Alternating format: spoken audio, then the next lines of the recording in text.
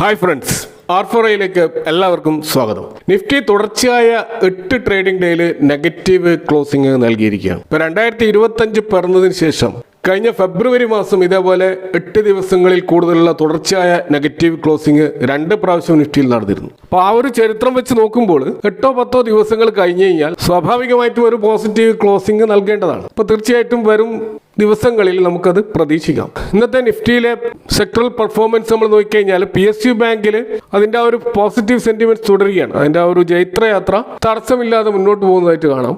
കൂടാതെ auto ഇൻഡെക്സിലും metal ഇൻഡെക്സിലും ഒരു positive closing നൽകിയതായിട്ടും കാണാം. അപ്പോൾ നാളെ ഓട്ടോ സെയിൽസ് ഡാറ്റ പുറത്തു വരും. സ്വാഭാവികമായിട്ടും ഈ GST റാഷണലൈസേഷന്റെ ഭാഗമായിട്ട് ഓട്ടോ സെയിൽസിലുണ്ടായിട്ടുള്ള വർധനവിനെ എത്രമാത്രം അത് ഇമ്പാക്ട് ചെയ്തിട്ടുണ്ട് എന്ന് നമുക്ക് തീർച്ചയായിട്ടും നാളെ മനസ്സിലാക്കാൻ കഴിയും. അപ്പോൾ അതുകൊണ്ട് തന്നെ ഓട്ടോ സ്റ്റോക്കുകൾ നമ്മൾ ഫോക്കസ് ചെയ്യേണ്ട ഒരു സ്റ്റോക്കായിട്ട് നാളെ മാറുകയാണ്. ഇത് കൂടാതെ നാളെ മേജർ ആയിട്ടുള്ള ഒരു ഇവന്റ് എന്ന് പറയുന്നത് എല്ലാ കണ്ണുകളും ഉറ്റുനോക്കുന്നത് നാളെ 10 മണിക്ക് റിസർവ് ബാങ്ക് ഗവർണർ ആയിട്ടുള്ള സഞ്ജയ് മൽഹോത്രയുടെ ആ ഒരു സ്പീച്ചാണ്. അപ്പോൾ ഒരു സർപ്രൈസ് റേറ്റ് കട്ടോ മറ്റോ വരികയാണെങ്കിൽ അത് തീർച്ചയായിട്ടും മാർക്കറ്റിൽ ഒരു പോസിറ്റീവ് റിലീഫ് റാലിക്ക് ചിലപ്പോൾ കാരണമായേക്കാം. എങ്കിലും നമുക്ക് കാണാൻ കഴിയുന്നത് മെജോറിറ്റി ഓഫ് എക്കണോമിസ്റ്റുകളും ഇപ്പോൾ ബ്ലൂംബർഗിന്റെ ഒരു റിസർച്ച് പ്രകാരം 38ഓളം എക്കണോമിസ്റ്റുകളെ സമീപിച്ചതിൽ നിന്നും 24ഓളം എക്കണോമിസ്റ്റുകൾ റേറ്റ് കട്ടിന്റെ സാധ്യത തള്ളിക്കളിയാണ് ഉണ്ടായത്. എന്നാൽ 14ഓളം എക്കണോമിസ്റ്റുകൾ റേറ്റ് കട്ട് ഉണ്ടാവുമെന്നും പറയുന്നുണ്ട്. അപ്പോൾ റേറ്റ് കട്ട് ഉണ്ടാവുമെന്ന് പറയുന്ന എക്കണോമിസ്റ്റുകൾ വാദിക്കുന്നത്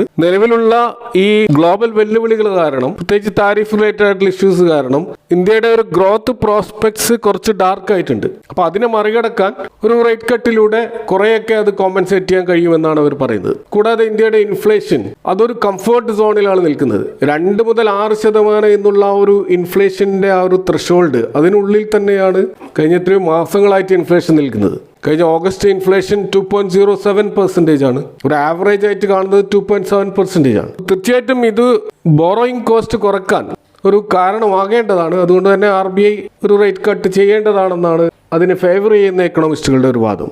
എന്നാൽ ഇന്ത്യൻ റുപ്പി അതിന്റെ റെക്കോർഡ് ലോയിലേക്ക് പോയിരിക്കുന്ന ഈ ഒരു സന്ദർഭത്തിൽ ഒരു റേറ്റ് കട്ട് വന്നു കഴിഞ്ഞാൽ അത് ഇന്ത്യൻ റുപ്പി കൂടുതൽ ഫോൾ ആവാൻ കാരണമാകും എന്നൊരു വെല്ലുവിളി മറുഭാഗത്തുമുണ്ട്. അപ്പോൾ അതൊരു വലിയൊരു റീസൺ ആണ്. അപ്പോൾ അതുകൊണ്ട് തന്നെ RBI ഇപ്പോഴത്തെ ഒരു റേറ്റ് കട്ടിന്റെ സാധ്യത അടുത്ത മാസങ്ങളിലോ ഡിസംബറിലേക്കോ നീട്ടിവെക്കാനുള്ള സാധ്യതയാണ് റേറ്റ് കട്ടിനെ എതിർക്കുന്ന എക്കണോമിസ്റ്റുകൾ പറയുന്നത്. എന്നാൽ റേറ്റ് കട്ട് ഉണ്ടായാലും ഇല്ലെങ്കിലും ശരി, അതിനോടനുബന്ധിച്ച് റിസർവ് ബാങ്ക് ഗവർണർ നടത്താൻ പോകുന്ന ഗൈഡൻസും കമന്ററിയും ഒക്കെയാണ് ഏറ്റവും പ്രധാനം. അത് തീർച്ചയായിട്ടും മാർക്കറ്റിൽ ചെറിയ ചലനങ്ങൾ സൃഷ്ടിക്കാൻ ചിലപ്പോൾ കാരണമായേക്കാം. ഇനി നമ്മൾ ഇന്ന് മാർക്കറ്റിൽ സ്റ്റോക്ക് സ്പെസിഫിക് ആയിട്ട് നോക്കുകയാണെങ്കിൽ വലിയ തോതിൽ റാലി നടന്ന ഒരു സ്റ്റോക്ക് ടാറ്റ ഇൻവെസ്റ്റ്മെന്റ് കോർപ്പറേഷൻ ആണ്. അപ്പോൾ അത് അതിന്റെ 52 വീക്ക് ഹൈയിലേക്ക് എത്തിയിരിക്കുകയാണ്. ഈ ഒരു റെക്കോർഡ് ഹൈയിലേക്ക് ഈ സ്റ്റോക്ക് പോകാനുള്ള ഒരു കാരണം ഒന്ന്, അത് കഴിഞ്ഞ ദിവസങ്ങളിലാണ് അതിൻ്റെ സ്റ്റോക്ക് സ്പ്ലിറ്റ് അനൗൺസ് ചെയ്തത്. അതിൻ്റെ റെക്കോർഡ് ഡേറ്റ് ഒക്ടോബർ 14 നിശ്ചയിച്ചിരുന്നു. അത് കൂടാതെ ടാറ്റ ക്യാപിറ്റൽ എന്ന് പറയുന്ന ഇതിൻ്റെ പാരന്റ് കമ്പനിയുടെ IPO വരാൻ പോവുകയാണ്. അപ്പോൾ അത് നെക്സ്റ്റ് വീക്കാണ് വരാൻ പോകുന്നത്. അതിൻ്റെ ഡീറ്റെയിൽസ് ഒക്കെ ഓൾറെഡി വന്നു കഴിഞ്ഞു. അപ്പോൾ അവിടെ ഒരു ഷെയർ ഹോൾഡർ ക്വാട്ട ഉണ്ടാകാനുള്ള സാധ്യത ഉള്ളത് കൊണ്ട് വലിയൊരു ഡിമാൻഡ് ഈ ടാറ്റ ഇൻവെസ്റ്റ്മെന്റ് കോർപ്പറേഷനിൽ ഉണ്ടായതായിട്ട് കാണാം. ഇതുപോലെ നമുക്ക് അവഗണിക്കാൻ പറ്റാത്ത മറ്റൊരു കാര്യമാണ് ഗോൾഡ് പ്രൈസ് അതിൻ്റെ റെക്കോർഡ് ഹൈയിലേക്ക് നീങ്ങുന്ന കാഴ്ച. അപ്പോൾ ഇവിടെ അതിനൊരു പ്രധാന കാരണമായിട്ട് ഇപ്പോൾ ഉയർന്നു വന്നിരിക്കുന്നത് US ഗവൺമെന്റിന്റെ ആ ഒരു ഷട്ട് ഡൗൺ ഭീഷണിയാണ്. അതാണ് ഇപ്പോൾ ഈ ഗോൾഡ് റാലിക്ക് ആക്കം കൂട്ടിയത് എന്നാണ് വിലയിരുത്തപ്പെടുന്നത്. നമുക്കറിയാം US അവരുടെ ഗവൺമെന്റ് സംവിധാനങ്ങൾ മുന്നോട്ട് കൊണ്ടുപോകാൻ ആവശ്യമായിട്ടുള്ള ഫണ്ട് അത് സെപ്റ്റംബർ 30 അർദ്ധരാത്രിയോടെ കട്ട് ഓഫ് ആകും. അപ്പോൾ ഇന്ത്യയിൽ നിന്ന് വ്യത്യസ്തമായിട്ട് US ഫിസിക്കൽ ഇയർ ആരംഭിക്കുന്നത് ഒക്ടോബർ 1 അപ്പോൾ US ഗവൺമെന്റിന് അടുത്ത ഫിസിക്കൽ ഇയർ റൺ ചെയ്യാൻ ആവശ്യമായിട്ടുള്ള ആ ഒരു ബഡ്ജറ്റ് ലെജിസ്ലേഷൻ അത് പാസ്സാകണമെങ്കിൽ അപ്പർ ചാമ്പർ അഥവാ സെനറ്റിൽ ഭൂരിപക്ഷം വേണം. ഈ ലോവർ ചാമ്പറിൽ റിപ്പബ്ലിക്കൻ പാർട്ടിക്ക് ഭൂരിപക്ഷം ഉണ്ടെങ്കിലും അപ്പർ ചാമ്പറിൽ ഈ ട്രംപിന്റെ ഈ റിപ്പബ്ലിക്കൻ പാർട്ടിക്ക് അവിടെ 60 വോട്ടിന്റെ ഒരു ഷോട്ട് ഉണ്ട്. അപ്പോൾ ഈ ഒരു ഫിസിക്കൽ ഇയർ വേണ്ട ഫണ്ട് പാസ്സാകണമെങ്കിൽ പ്രതിപക്ഷ പാർട്ടിയായിട്ടുള്ള ഡെമോക്രാറ്റ്സിന്റെ പിന്തുണ ആവശ്യമാണ്. അപ്പോൾ അവർ സഹകരിച്ചിട്ടില്ലെങ്കിൽ അവിടെ ഒരു ഷട്ട് ഡൗണിന്റെ സാധ്യതയാണുള്ളത്. അപ്പോൾ ഇത്തരമൊരു ഷട്ട് ഡൗൺ വരുമ്പോൾ ഫണ്ടില്ലാതെ ഡിപ്പാർട്ട്മെന്റുകൾ യാതൊരുവിധ ഡെവലപ്മെന്റ് പ്രോഗ്രാമുകളും നടത്താൻ പറ്റാത്ത അവസ്ഥയിലെത്തും. എങ്കിലും എസെൻഷ്യൽ സർവീസസുമായിട്ട് ബന്ധപ്പെട്ട ഹെൽത്ത് കെയർ അങ്ങനെയുള്ള എമർജൻസി സർവീസുകളൊക്കെ വർക്ക് ചെയ്യും. പക്ഷേ മേജർ ആയിട്ടുള്ള മറ്റ് ഡെവലപ്മെന്റ് ആക്ടിവിറ്റീസ് ഒന്നും നടക്കാൻ സാധ്യതയില്ല. അപ്പോൾ ഇത്തരത്തിലുള്ള ഒരു പ്രതിസന്ധിയിലേക്ക് പോകാനുള്ള ഒരു പ്രധാനപ്പെട്ട കാരണം ട്രംപ് കൊണ്ടുവന്ന വൺ ബിഗ് ബ്യൂട്ടിഫുൾ ബില്ല് എന്ന് പറയുന്ന ആ ഒരു ബില്ലുമായി ബന്ധപ്പെട്ട തർക്കമാണ്. അപ്പോൾ ഡെമോക്രാറ്റ്സ് പ്രയോറിറ്റി നൽകുന്ന ഗ്രീൻ എനർജി, അതുപോലെ മറ്റ് ഡെമോക്രാറ്റിക് വാല്യൂസ്, ഹെൽത്ത് കെയർ മേഖലയിലുള്ള സപ്പോർട്ടുകൾ അതൊക്കെ എടുത്തു കളഞ്ഞുകൊണ്ട് ഡിഫൻസിലും ഇമിഗ്രേഷൻ എൻഫോഴ്സ്മെൻറ്റിലൊക്കെ ട്രംപ് കോൺസെൻട്രേറ്റ് ചെയ്യുന്ന ഒരു ബില്ലാണ് ഈ ബിഗ് ബ്യൂട്ടിഫുൾ ബിൽ. അപ്പോൾ അതിനെ ശക്തമായിട്ട് ഡെമോക്രാറ്റ്സ് എതിർത്തിരുന്നു. എന്നാൽ ജൂലൈയിൽ ആ ബില്ല് എങ്ങനെയൊക്കെയോ അത് പാസ്സാക്കി എടുത്തിരുന്നു.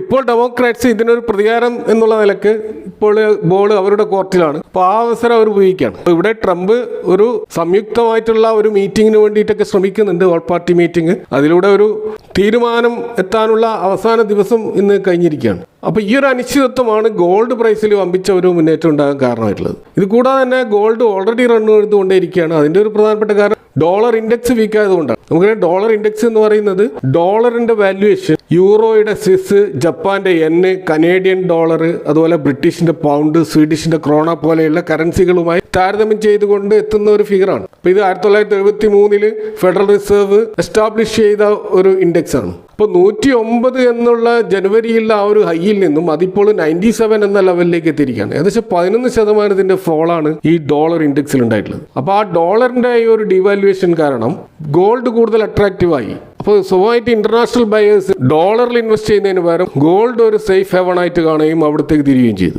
ഇത് കൂടാതെ ഗ്ലോബൽ ജിയോ പൊളിറ്റിക് ടെൻഷൻസ് കാരണം ഗോൾഡ് കൂടുതൽ അക്യുമുലേറ്റ് ചെയ്യാൻ വിവിധ രാജ്യങ്ങളും ശ്രമിച്ചുകൊണ്ടേയിരിക്കുകയാണ്. അപ്പോൾ അതിൻ്റെയൊക്കെ ഭാഗമായിട്ട് ഗോൾഡ് പ്രൈസിൽ ശക്തമായ ഡിമാൻഡ് വന്നുകൊണ്ടേയിരിക്കുകയാണ്.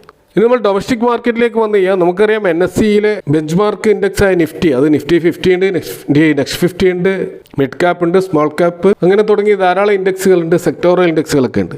അപ്പോൾ ഇതിൽ സെമി ആനുവൽ ആയിട്ടുള്ള മാറ്റങ്ങൾ ഉണ്ടാവാറുണ്ട്. ഈ മാറ്റങ്ങൾ ഇംപ്ലിമെൻറ്റ് ചെയ്യുന്നത് സെപ്റ്റംബർ 30 അപ്പോൾ അതിൻ്റെ അടിസ്ഥാനത്തിൽ നിഫ്റ്റിയിൽ വന്നിട്ടുള്ള മാറ്റങ്ങൾ നമ്മൾ നോക്കുകയാണെങ്കിൽ നിഫ്റ്റി 50യിൽ നിന്ന് 2 സ്റ്റോക്കുകൾ പുറത്തേക്ക് പോകുന്നുണ്ട്, അതിന് പകരം 2 സ്റ്റോക്കുകൾ അവിടത്തേക്ക് വരുന്നുണ്ട്. അപ്പോൾ ഇൻഡിഗോ എയർലൈൻസും മാക്സ് ഹെൽത്ത് കെയറുമാണ് നിഫ്റ്റി 50യിലേക്ക് വരുന്നത്.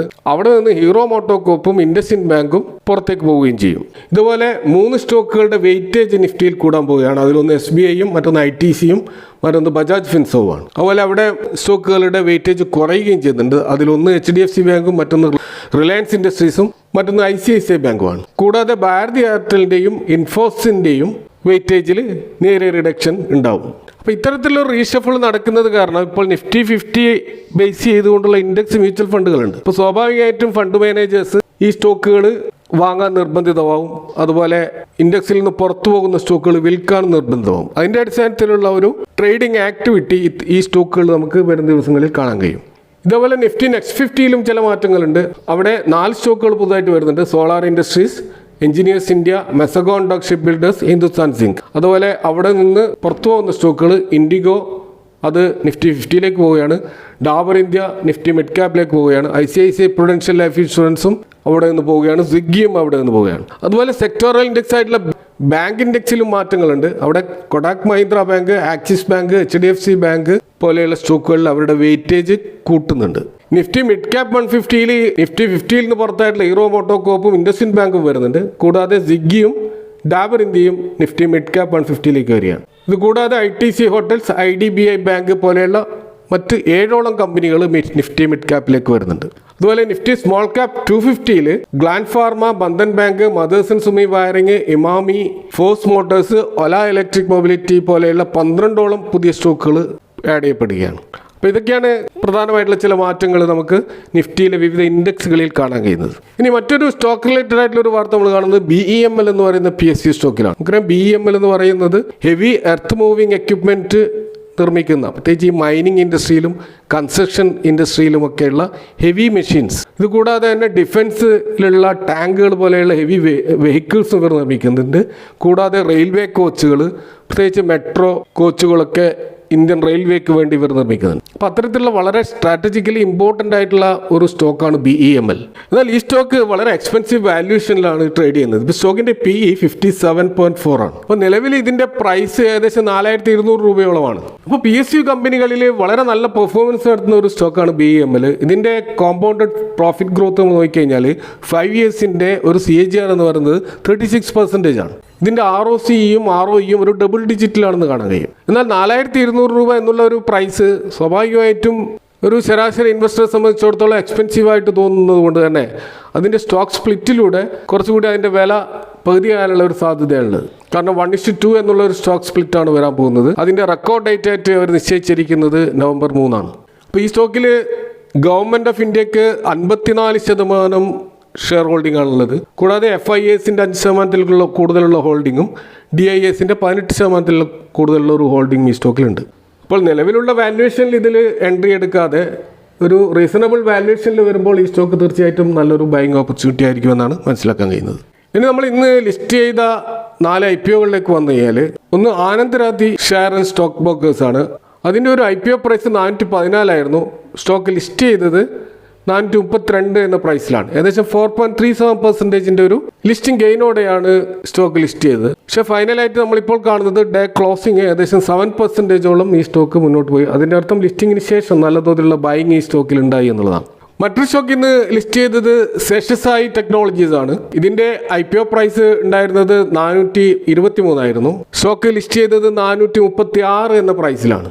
അതായത് ഏകദേശം ഒരു 3% ഒരു ലിസ്റ്റിംഗ് ഗെയിൻ ഉണ്ടായിരുന്നു. പക്ഷെ പിന്നീട് ഈ സ്റ്റോക്കിൽ നല്ലൊരു സെൽ ഓഫ് നടന്നു.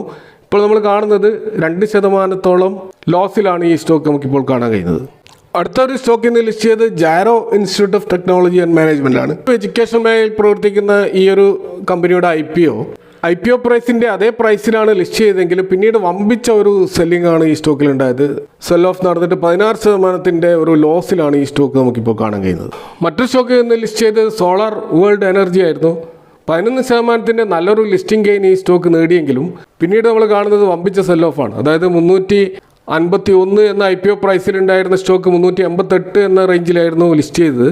പക്ഷേ ഇപ്പോൾ നമ്മൾ കാണുന്നത് അതിൻ്റെ പ്രൈസ് 323 താഴ്ന്നു. ഏകദേശം 7% ഡൗൺ ആയിട്ടാണ് സ്റ്റോക്ക് ഉള്ളത്. അപ്പോൾ അവിടെ ലിസ്റ്റിംഗ് ലോസ് ആണ് ഫൈനലായിട്ട് ഇൻവെസ്റ്റേഴ്സിന് കിട്ടുന്നത്. അപ്പോൾ ഇതൊക്കെയാണ് ഇന്നത്തെ മാർക്കറ്റുമായി ബന്ധപ്പെട്ട് നിങ്ങളുമായിട്ട് പങ്കുവെക്കാനുള്ളത്. അപ്പോൾ ഈ വിഷയങ്ങളുമായി ബന്ധപ്പെട്ട നിങ്ങളുടെ അഭിപ്രായങ്ങളും കമൻറ്റുകളും അറിയിക്കാം. Thanks for watching. Next time with another video.